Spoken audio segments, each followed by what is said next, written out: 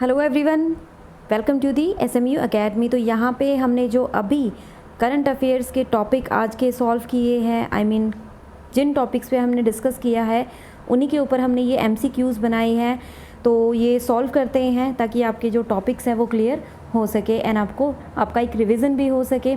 साथ ही आप इन्हें बताइएगा कि आप कितने क्वेश्चन इनमें से सॉल्व कर पाए हैं एंड मेंशन किया कीजिए आंसर्स भी, एंड कितने करेक्ट आपके आंसर्स हुए वो भी आप प्लीज़ कमेंट बॉक्स में लिख सकते हैं। तो चलिए स्टार्ट करते हैं।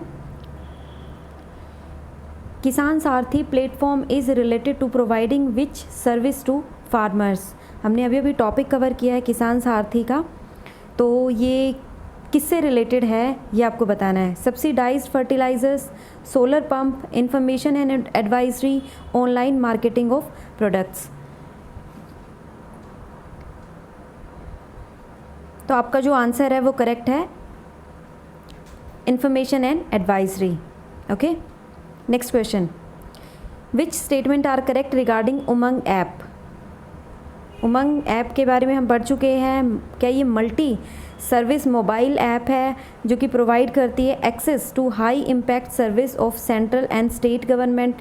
क्या ये लॉन्च हुई थी 2021 में। क्या ये दोनों आंसर करेक्ट है, इनमें से कौन सी स्टेटमेंट करेक्ट है तो वो आप चूज़ कीजिए।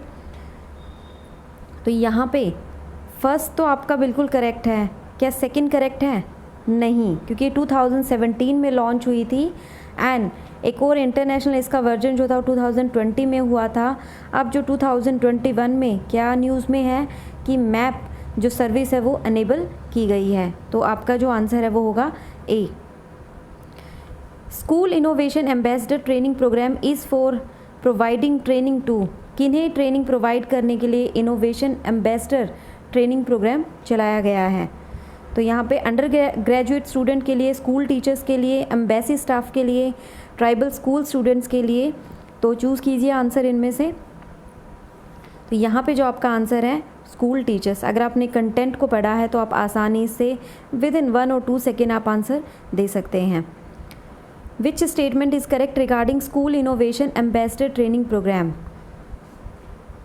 कौन सी स्टेटमेंट जो है करेक्ट है। अगर हम वही school innovation ambassador training program की बात करें, the training will be delivered in both online and offline mode. It was design by innovation cell of ministry of education. Okay, तो यहाँ पे जो आपका फर्स्ट जो ऑप्शन है वो ऑफलाइन नहीं है, तो ये इनकरेक्ट हो जाएगा, यानी सिर्फ ऑनलाइन मोड है।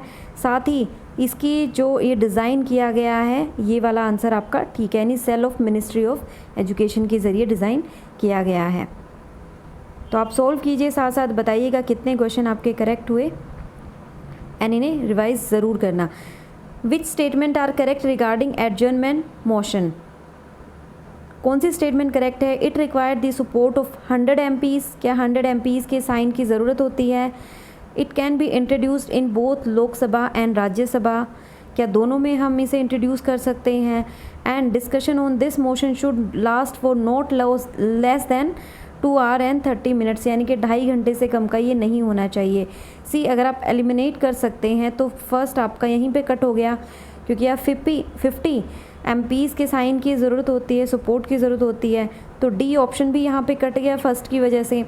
अब सेकंड की अगर हम बात करें, अगर आपको पता है तो ये राज्यसभा में इंट्रोड्यूस नहीं होता, ये सिर्फ लोकसभा में इंट्रोड्यूस होता है। तो यहाँ पे आपके पास सी ऑप्शन बच जाता है, तो यही आपका करेक्ट है। 2.5 घंटे से कम नहीं होना चाहिए इसका जो डिस्कशन है। Which motion can be moved in Lok Sabha only. तो ये चीज़ आपको बतानी है, इनमें से कौन सा लोकसभा में हम इंट्रोड्यूस कर सकते हैं। Adjournment motion, motion of thanks, privilege motion या फिर कॉल अटेंशन मोशन। तो अगर आप इनके बारे में अगर आप जानते हैं तो मोशन ऑफ थैंक्स आपका दोनों हाउसेस में डिस्कस किया जाता है। Okay, and it must be passed. And ये क्या होता है कि आपके हर जो सेशन स्टार्ट होता है एंड जो फिस्कल ईयर स्टार्ट होता है उससे पहले जो एड्रेस किया जाता है प्रेसिडेंट से पहले, ओके, ये मोशन ऑफ थैंक्स होता है। एंड प्रिविलेज मोशन जो आपका है वो भी दोनों हाउसेस में ही पास होता है, ज़रूरी होता है। साथ ही कॉल अटेंशन मोशन भी आपका राज्यसभा लोकसभा दोनों में ही होता है। तो यहाँ पे जो आपका ऑप्शन बचता है वो है एडजर्नमेंट मोशन। ओके, तो ये तीनों ऑप्शन इनकरेक्ट हो जाएंगे। India has pledged under COP 2021 Paris by 2030. What % of its power generation capacity will be from non-fossil fuel sources? यानी इंडिया ने प्लेस किया 2020 COP 21 पेरिस में कि 2030 तक जो पावर जनरेशन कैपेसिटी होगी इंडिया की, okay, non fossil fuel sources के ऊपर जो बेस्ड होगी वो कितनी % हो जाएगी, कितने % का टारगेट इंडिया ने रखा है, 30, 40, 50 या 60? सी हम ये टॉपिक कवर कर चुके हैं, तो यहाँ पे 40% इंडिया ने प्लेज किया है। तो बी आपका ऑप्शन करेक्ट है। Next question, which statement are correct regarding Deen Dayal Upadhyay Gram Jyoti योजना स्कीम? कौन सी स्टेटमेंट करेक्ट है? क्या इलेक्ट्रिफिकेशन प्रोवाइड की जाएगी हर घर को?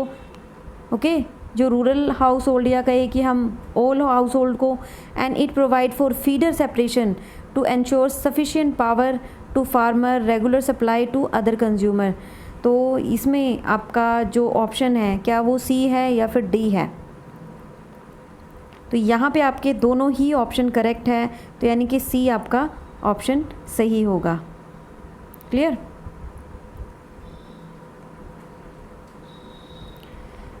नेक्स्ट क्वेश्चन करते हैं, nodal agency for implementation of दीन दयाल उपाध्याय ग्राम ज्योति योजना स्कीम जो है वो उसकी नोडल एजेंसी कौन है? ओके, दीन दयाल उपाध्याय ग्राम ज्योति योजना की।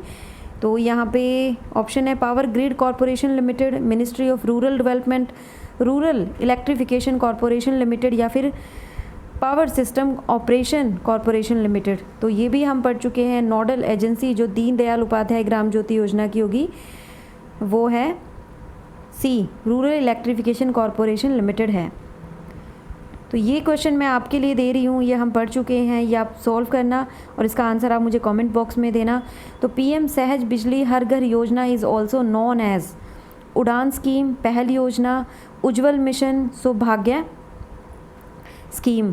ओके, तो ये आप प्लीज़ आंसर देना एंड कल हम फिर इसके बारे में आपको बताएंगे।